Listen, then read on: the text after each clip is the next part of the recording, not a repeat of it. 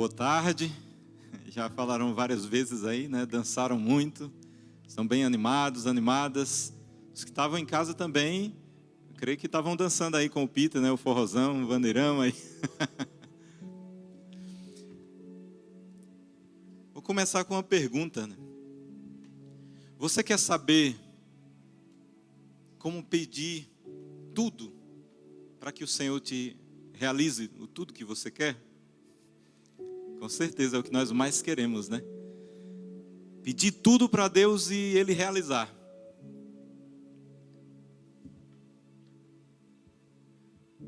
Lembra de uma passagem que Jesus fala? Pedi e vos será dado. Buscai e achareis. Batei e a porta será aberta. Você acha que se você bater, Deus vai abrir sempre? Se buscar, vai achar tudo o que você quiser? Tudo que você pedir vai se realizar? Sabe quando Jesus falou isso aí, sabe o que ele queria falar? Não era que se tudo que você pedir vai se realizar, tudo que você buscar vai achar, e sempre que você bater a porta se abrirá para você. Quando ele falava disso, ele falava do maior bem dele, daquilo que eu falei na primeira pregação. Quando ele falava que quando você bater, abrir, ele vai dar o Espírito. Quando você buscar, você vai achar o Espírito. Quando você pedir, o que ele dará é o Espírito Santo. Quando ele falava isso, muitas vezes nós achamos que é tudo que a gente pedir ele vai dar. Mas, ao mesmo tempo, o que nós recebemos é o tudo dele. Eu não vou repetir o que eu falei na primeira pregação, porque, como eu disse, é a maior dádiva que o Senhor pode nos dar. É aquilo que ele tem de melhor para nós. Portanto, quando nós falamos essa passagem, não é que ele vai dar tudo o que você quer, ele vai dar tudo o que ele quer. Porque quando ele nos dá o tudo dele, o tudo que é o Espírito, ele vai nos dar o que é necessário. Nessa pregação, quero trazer um dos maiores frutos do Espírito, que é a unidade. Vai nos fazendo um com Deus. O Espírito Santo vai nos fazendo um com Deus. E sem essa unidade com Deus, Ele não estará sempre no nosso meio. Sem essa unidade com Ele, Ele não realizará aquilo que Ele tem de melhor para nós. Portanto, um dos maiores frutos do Espírito, da ação do Espírito em nós, é justamente a unidade. E primeiro essa unidade, ela precisa ser essa unidade com o Pai, no Filho, pelo Espírito. Na Santa Missa nós temos essa tríade de oração sempre ao Pai, no Filho, pelo Espírito. Unido ao Pai, pelo Filho que nos tornou filhos, porque nós éramos apenas criaturas antes da cruz, e na cruz Ele nos tornou filhos e filhas de Deus. E pelo Espírito, nada pode passar sem ser por Ele. Tudo vai passar pelo Espírito, e é o Espírito Santo que vai nos unindo a Deus. É o Espírito Santo que vai nos configurando ao Cristo. Esse processo de unidade com Deus, esse processo que o Espírito Santo vai fazendo de nós, nos configurando a Cristo, é o que nós chamamos de santidade. Essa união porque o Cristo falou, lembra que Ele falou, eu vos mandarei o Paráclito, eu vos mandarei o auxílio, eu vos mandarei o santificador. Esse processo de unidade que o Espírito Santo quer fazer com Deus, no Filho, é a santidade. A santidade é justamente o Espírito Santo configurando o Cristo em mim, plasmando o Cristo em mim. Por isso que nós falamos sempre, confissão, estado de graça, eucaristia. Confissão está em estado de graça, eucaristia. Porque isso vai nos configurando ao Cristo. Quando eu recebo o Cristo, inteiro, em corpo, sangue, alma e divindade, Ele vai se unindo a nós, vai nos transfigurando nele. Nós somos humanos, não podemos entrar no céu sozinhos. Por isso Ele nos mandou o Paráclito. E esse processo de ir para o céu é esse processo do Espírito Santo unindo a minha vida, a minha alma, tudo que sou, no Filho, para que nós sejamos totalmente de Deus. Lá no Apocalipse diz que quando Deus for tudo em nós, aqui nós nunca conseguiremos ter essa unidade total com Deus, porque por mais que nós tentemos ser unidos totalmente a Deus, o Espírito Santo tentar fazer de tudo, nós temos um germe, seria melhor falar um verme, um vírus do pecado alojado em nós, que não nos deixa sermos totalmente perfeitos nessa unidade. Mas o Senhor, por meio do Espírito, vai fazer o máximo que Ele puder, nos unir inteiramente a Ele. Por isso que Jesus fala: sede santos porque eu sou santo. Às vezes a palavra santidade parece que é algo muito distante de nós, e não é. Quando nós olhamos os santos nas nossas igrejas, nós olhamos, é algo impossível, não. E a igreja coloca justamente os santos nas suas igrejas, nos altares, para dizer que eram homens e mulheres como nós. E se eles conseguiram, pela ação do Espírito, nós podemos também. Jesus não falaria: sede santos como eu sou santo, se dependesse somente de nós. A santidade não depende de nós. A santidade depende dele e daquele que Ele já nos deu, que é o Espírito Santo. Com minha liberdade, Jesus vai aparecendo pouco a pouco nas minhas ações.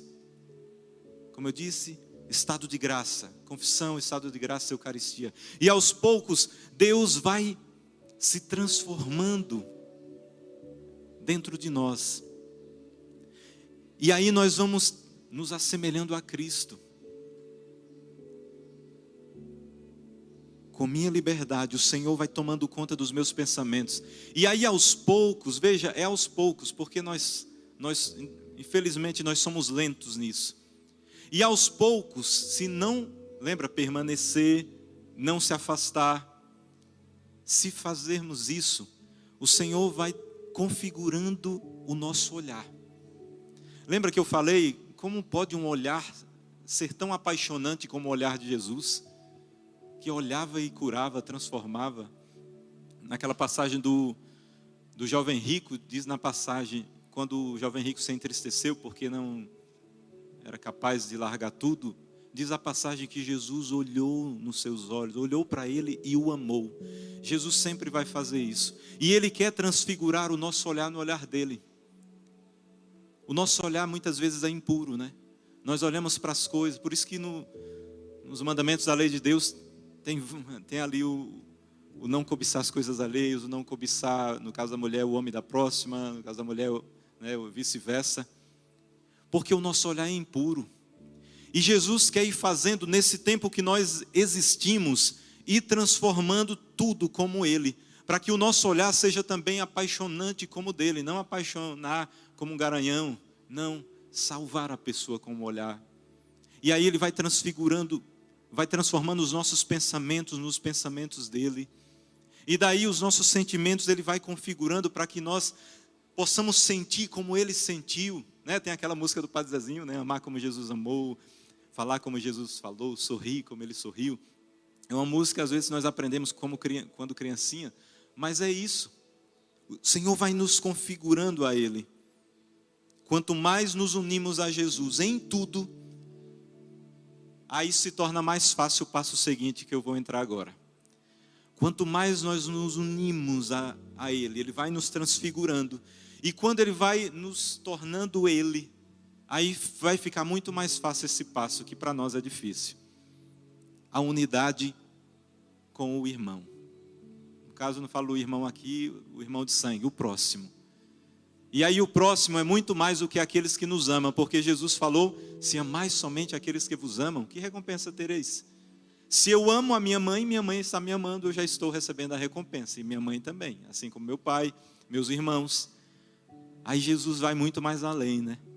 amem os inimigos, amem os que vos odeiam, amem os que vos maltratam, amem aqueles que fazem o mal contra ti. Por isso que eu disse, esse segundo passo é muito difícil se nós, primeiramente, não buscarmos essa união constante com aquele que pode fazer em nós esse segundo passo.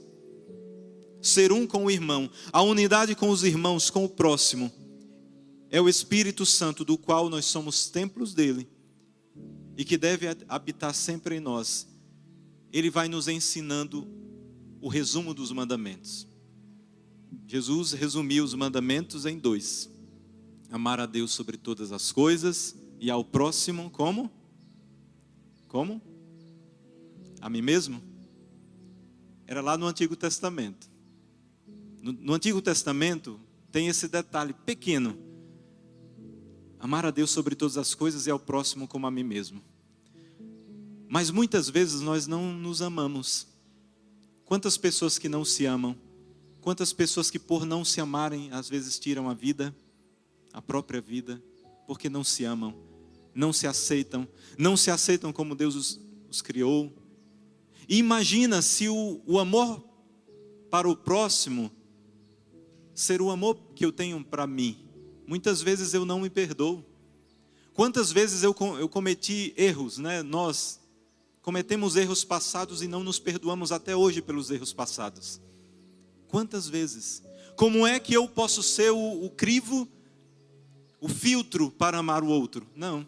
Por isso que Jesus, lá no Novo Testamento, aí Jesus fez uma modificaçãozinha. Amar a Deus sobre todas as coisas e ao próximo como eu vos amei. Como eu vos amei. Esquecendo-se de si mesmo para amar os outros. Esquecendo a sua vontade para amar os outros. Quando estamos em unidade com Deus e em unidade com o irmão, daí pode pedir tudo o que você quiser. Será? Só se estivermos realmente unidos a Deus e unidos ao próximo. Aí você pode pedir tudo. Daí Deus vai conceder tudo, por quê? Porque quando nós conhecemos a Deus, quanto mais nós conhecemos a Deus, vamos nos aprofundando com Deus, vamos nos unindo a Deus, nós vamos conhecendo o quê? O coração de Deus. Quanto mais nós vamos nos unindo, e aqui eu poderia citar várias coisas, vida de oração, como eu falei, Eucaristia, confissão, vida de oração, intimidade com Deus. Quanto mais nós vamos nos aproximando de Deus, nós vamos nos unindo a Ele, Ele vai nos transfigurando e nós vamos conhecendo os mistérios de Deus. Vamos conhecendo o pensamento de Deus. Vamos entendendo como Deus pensa, não totalmente, mas um pouco, em parte. E aí nós vamos percebendo como Deus faz para amar aquele que nós não amamos. Como Deus pode amar aquela pessoa? E aí quanto mais unidos a Deus, nós vamos percebendo como Deus faz. Configurados a eles, vamos entendendo a sua vontade. E com isso os nossos pedidos vão sendo baseados não em nós mesmos, mas na vontade de Deus. Como a mãe que muitas vezes deixa de alimentar-se. Quantas vezes nós vemos aqueles casos de pobreza extremo, onde nós vemos a mãe às vezes fazendo a última coisa que tem ali e nem come, para o filho comer, para os filhos comerem. Quando nós vamos entendendo e nos unindo a Deus, nós vamos entendendo que nem tudo que nós queremos pedir vai ser o necessário. E aí nós vamos esquecendo dos nossos egoísmos. Quando nós vamos unindo a Deus, nós vamos esquecendo de ser egoísta. De não querer tudo para mim, de não querer tudo para os meus, mas de pensar mais espaçado, mais espaçoso, fora da nossa caixa, fora do nosso redor. Nós vamos esquecendo as vaidades e ao mesmo tempo começamos a entender que amar o outro, dar a vida pelo outro, E dessa forma, vamos saber pedir o que é mais necessário. Sabe como os cristãos eram reconhecidos nos primeiros séculos? Os padres não usavam clésima, os padres não usavam túnica, os cristãos não usavam a cruz no pescoço, porque senão eles eram reconhecidos e eram perseguidos. Mas alguns percebiam quem eram os cristãos. Sabe qual era a característica? Não tem na palavra de Deus, mas nos escritos dos primeiros séculos eles mostram. Sabe como é que reconheciam os cristãos? Tem uma frase: vejam como se amam. Vejam como eles se amam. As pessoas viam um grupinho e viam eles se ajudando uns aos outros, amando uns aos outros, sendo próximos uns dos outros. Eles iam, ali são cristãos. E aí iam confirmar e eram cristãos mesmo.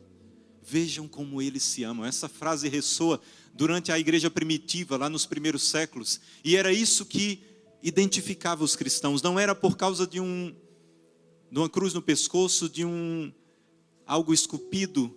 O peixe, que era o símbolo dos cristãos naquela época, que eles faziam, mas eram escondidos. Mas era o amor que eles tinham uns com os outros. Será que essa frase poderia ecoar aqui, entre vocês? Será que essa frase poderia ser ecoada nas nossas paróquias? Será que essa frase poderia ser ecoada lá, Peter, lá na Canção Nova? Entre nós? Será? Muitas vezes nós falhamos, né, em amar o outro. Será que essa frase poderia ser dita lá dentro da tua casa, entre os teus? Será que toda a tua família está tão unida assim, amando uns aos outros, que poderiam olhar para vocês da janela da sua casa e diziam: nossa, como eles se amam? Será que as pessoas, ao passarem nas nossas paróquias e ao olharem para dentro, eles são atraídos por esse amor que têm uns para com os outros? Quando unidos a Deus dessa forma e na unidade do Espírito Santo, uns aos outros, pedindo o que é necessário, aí Deus realizará. Aí você pode bater, que Ele abrirá. Pedir, achar. Buscar, você achará. E pedir, você receberá. Dessa forma, destituídos de todo egoísmo, vaidades, pensaremos primeiro em Deus. Depois, o nosso pensamento vai passar pelo próximo. E aí o que restar será meu. Quando nós começarmos a pensar dessa forma, nós começaremos a entender um pouco do que Deus pensa. Quando começarmos a pensar primeiro em Deus, nas minhas respostas, nas minhas atitudes, nas minhas escolhas, depois eu pensar no outro, nos que estão ao meu redor, na tua casa, os teus próximos, e depois no outro mesmo, no próximo, que bem não é tão próximo. Daí Deus vai realizar tudo na tua vida. Porque aí nós saberemos escolher da devida forma. 3 coisas importantes nesse processo: reconciliar-se com Deus, reconciliar-se consigo mesmo e depois reconciliar-se com o próximo. Quantas vezes nós magoamos o coração de Deus? Quantas vezes entristecemos o coração de Deus? E aí nós precisamos reconciliar com Ele. Já falei várias vezes, mas repito aqui, nós precisamos ser amigos do confessionário. Ser amigos do confessionário. Quando é que eu me reconcilio com Deus? Quando eu vou diante de um sacerdote e ali eu me reconcilio com Deus. E se tocado não, toda vez que eu vou arrependido, Deus me perdoa. E quando nós somos tocados pela misericórdia de Deus, ela será capaz de nos mover a perdoar todas as feridas que eu mesmo causei em mim e que eu não era capaz de me perdoar. Como eu disse, os erros passados que eu não me perdoo até hoje, os erros passados que você pode não se perdoar. Nossa, como eu fui fazer isso? Quando a misericórdia de Deus nos atinge, nós começamos a ser misericordiosos conosco mesmo. E nós vamos percebendo que nós somos frágeis mesmo, pecadores, nós não somos perfeitos, não somos super-heróis, não acertamos sempre. Quer dizer, quase sempre não acertamos. nós, na maioria das vezes, erramos. Mas quando essa misericórdia de Deus nos atinge, nós somos capazes de ser misericordiosos conosco mesmo. E dizer, não, eu me perdoo por aquele erro passado. Se tem algo na tua vida que você até hoje não se perdoe. Se Deus que é Deus já te perdoou, quem é você para não se perdoar? E quando nós vamos fazendo esse processo, e daí nós somos capazes também de ofender, de perdoar aquele que nos ofendeu. De dar o perdão àquele que nos ofendeu. Lembra da oração do Pai Nosso? É a oração que Jesus nos ensinou. E lá nós falamos, Deus, Pai, né, que nós tratamos Deus de Pai, Pai Nosso. Me trata da mesma forma que eu trato o meu irmão. Não é isso que nós rezamos, parafraseando? Perdoai-nos as nossas ofensas, assim como nós perdoamos aos que nos ofenderam. Eu dou liberdade para Deus, eu digo, Deus, trata-me como eu trato o meu próximo. Como eu estou tratando o próximo. Porque isso vai ser o filtro quando nós estivermos face a face com Deus, porque nós seremos julgados pelo amor, com que nós amamos a Ele e amamos o próximo, e amamos a nós mesmos. Como você tem amado o teu próximo, é assim que Deus vai te tratar. Deus vai te tratar ao passo que você perdoa o teu próximo. Aquele que te ofendeu, aquele mesmo, aquela pessoa, aquele vizinho, aquela vizinha que você não suporta. Aquela pessoa que te fez tanto mal. Ó Padre, mas não é possível perdoar, tal pessoa me fez tanto mal. Contempla a cruz. O mal que fizeram com o Cristo. O não buscar o perdão de Deus. O não se perdoar pelos erros que você mesmo cometeu no seu passado. E não perdoar o outro são portas que são abertas para o inimigo. Eu comecei falando de bater a porta que Jesus bate, né, que nós batemos também para que Ele abra, que Ele bate a nossa porta também para que nós possamos abrir, mas aqui eu falo de portas que nós abrimos para o inimigo, quando eu não me reconcilio com Deus, quando eu não me reconcilio comigo mesmo, e quando eu não sou capaz de dar o perdão àquele que me ofendeu. 3 portas nós abrimos para o inimigo entrar, e aí ele entra com mais outros. Quando é que o inimigo age? Quando eu estou enfraquecido interiormente. E aí eu lembro daquelas guerras medievais. Tem muitos filmes medievais que nos mostram que um reino ia diante de outro reino para tentar destruir. O que é que aquele exército fazia? Ficava ao redor do castelo e ali fazia trincheiras. Dias e dias, semanas e semanas, meses e meses, fica ao redor. Para fazer o quê? Esperando o inimigo que está ali, interno, se enfraquecer. Não tem como entrar, não tem como sair, não tem como receber alimentos. E o inimigo dentro do castelo vai se enfraquecendo, se enfraquecendo. Quando estiver totalmente frágil, o inimigo entra pela porta principal. É isso que o inimigo vai fazer conosco. Ele vai tentar de todas as formas, nos enfraquecer. Sobre o relacionamento com Deus, é fácil. Toda vez que você chegar para Deus, Ele vai te perdoar. Arrependidos, Ele vai perdoar. A coisa mais fácil que tem é nos relacionarmos com Deus. Porque Deus é um Deus de amor eterno. Ele não pode deixar de amar nunca. Deus é um Deus fiel e não pode deixar de ser infiel. Então, o relacionamento com Deus é muito fácil. É só você pedir perdão arrependido, Ele te salva.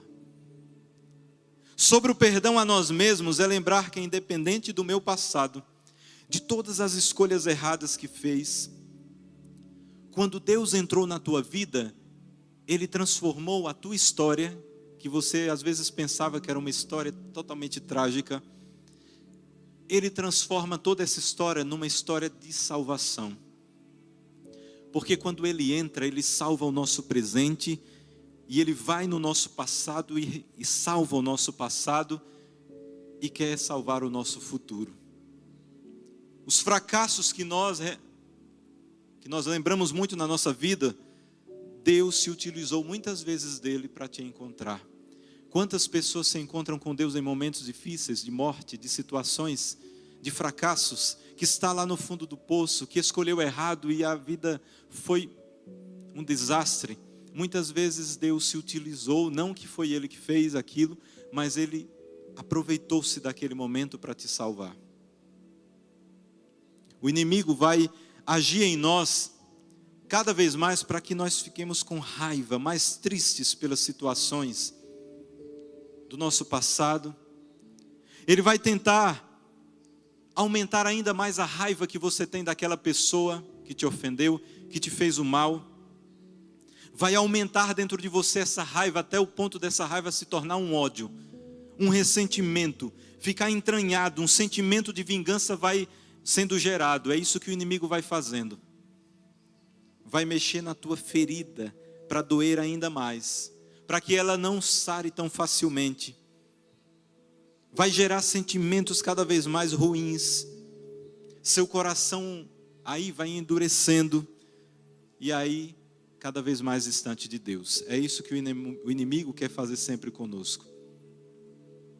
Mas eu quero te falar aqui que perdoar não é um ato da nossa emoção.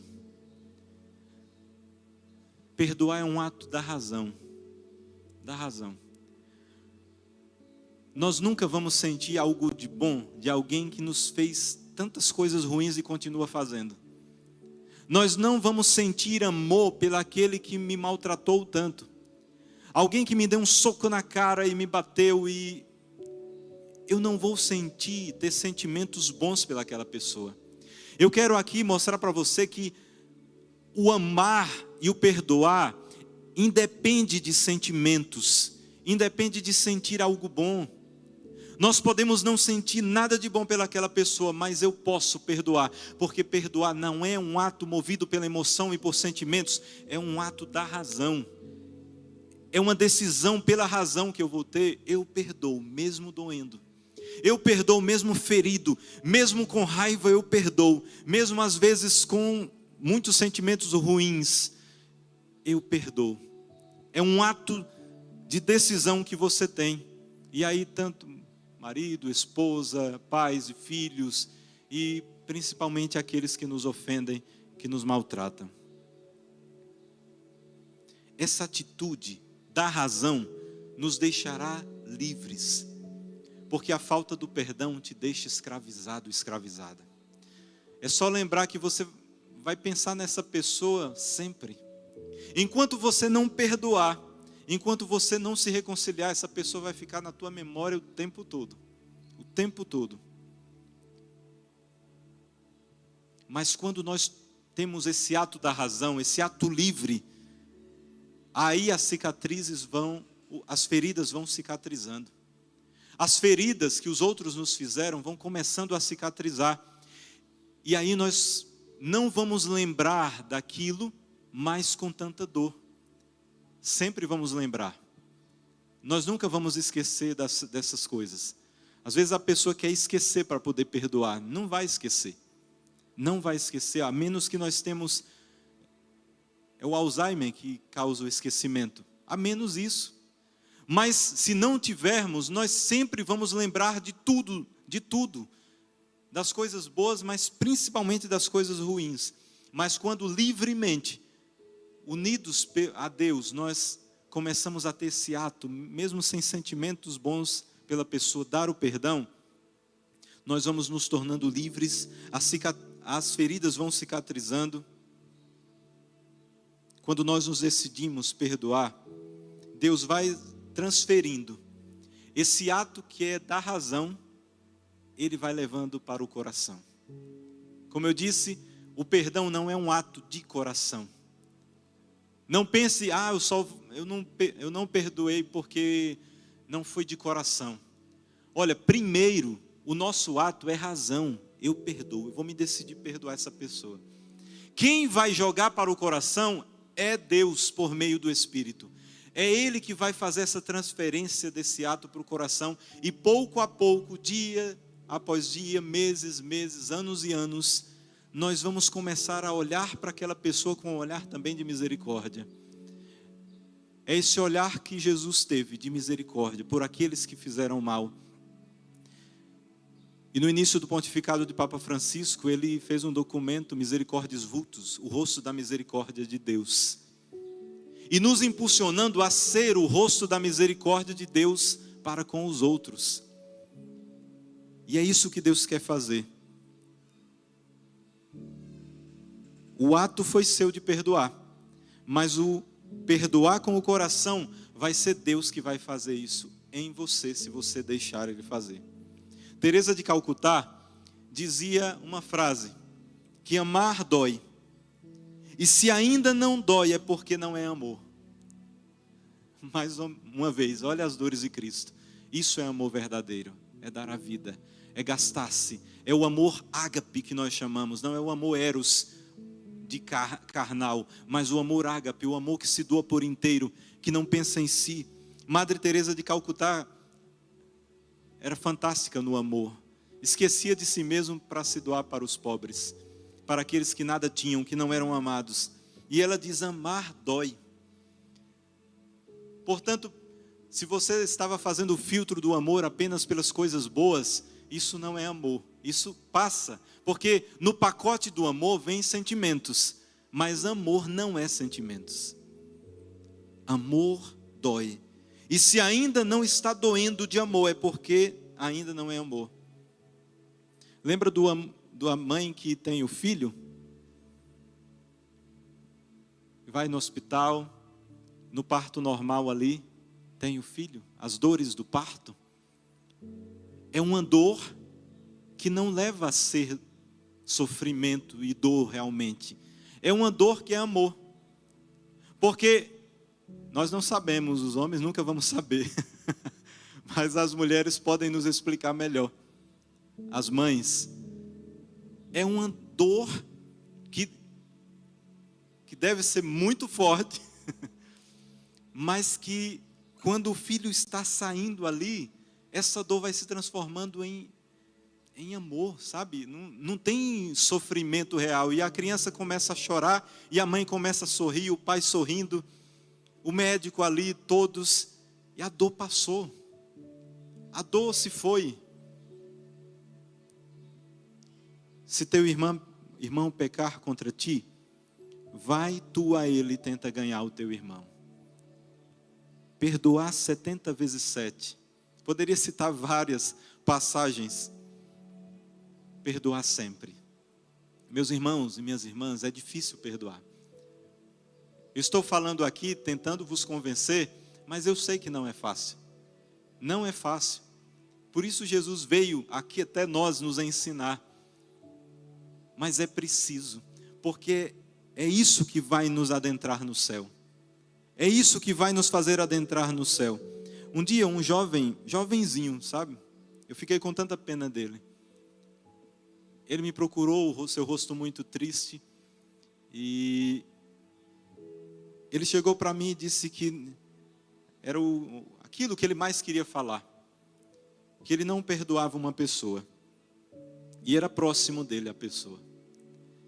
E daí eu gastei muito tempo com essa pessoa, explicando o que era o perdão, tentando fazer isso que eu ia falando aqui, mas bem mais particular, explicando com fatos o que era o perdoar, tentando convencer ele. E ele disse, não, mas eu não perdoo.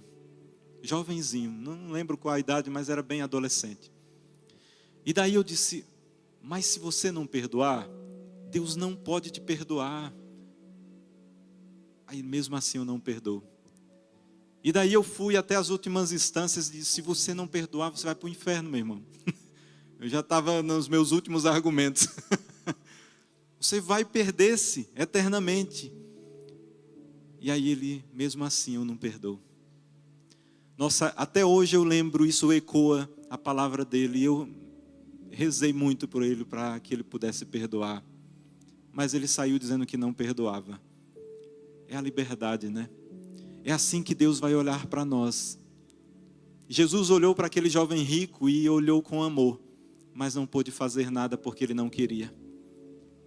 Quando nós falamos eu não perdoo, quantas vezes eu já escutei de familiares, não meus, mas assim, muitas pessoas que passam por nós e dizem eu não perdoo o meu irmão. Mas por que? Questões de herança, de coisa, e vai isso, aquilo. Eu não perdoo nunca.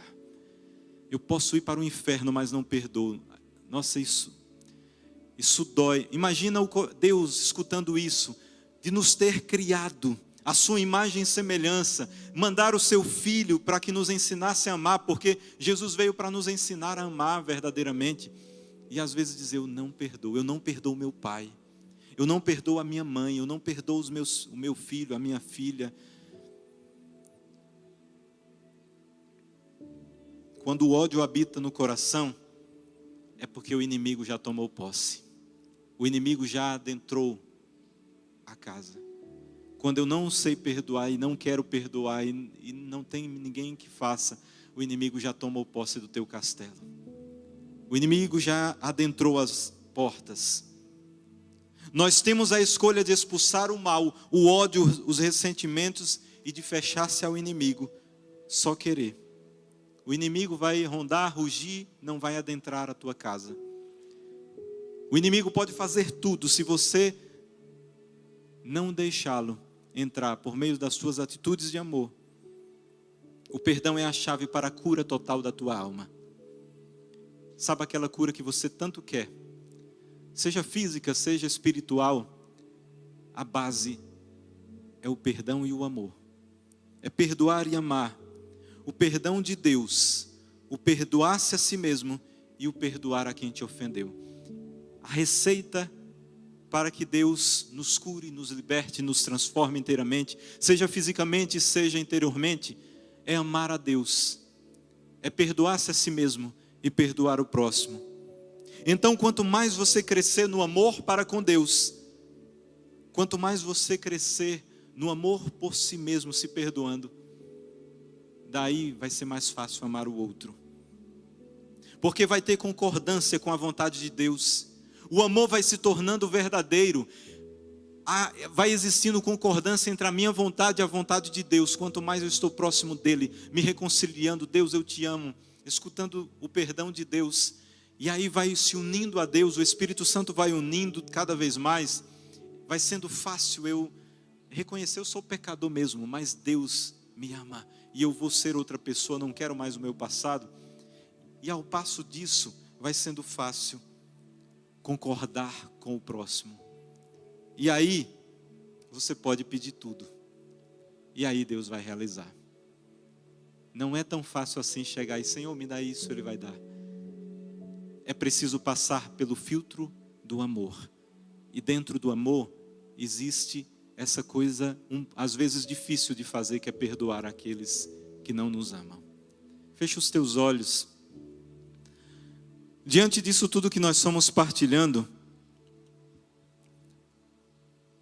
lembra de como está a tua vida, quem você precisa perdoar, mas principalmente o teu relacionamento com Deus primeiro, que precisa dessa união com Deus. Pensa também de como está o teu relacionamento consigo mesmo.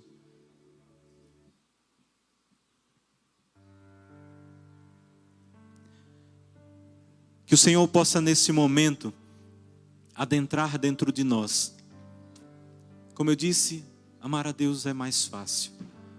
Por isso Ele nos dá tudo aquilo que é necessário para que nós façamos o que é mais difícil. Ter uma atitude que, como eu disse, é da razão. Não espere sentir para amar e perdoar o outro. Entrega ao Senhor as tuas feridas. Entrega ao Senhor, seja as feridas que você mesmo causou, seja as feridas que causaram em você.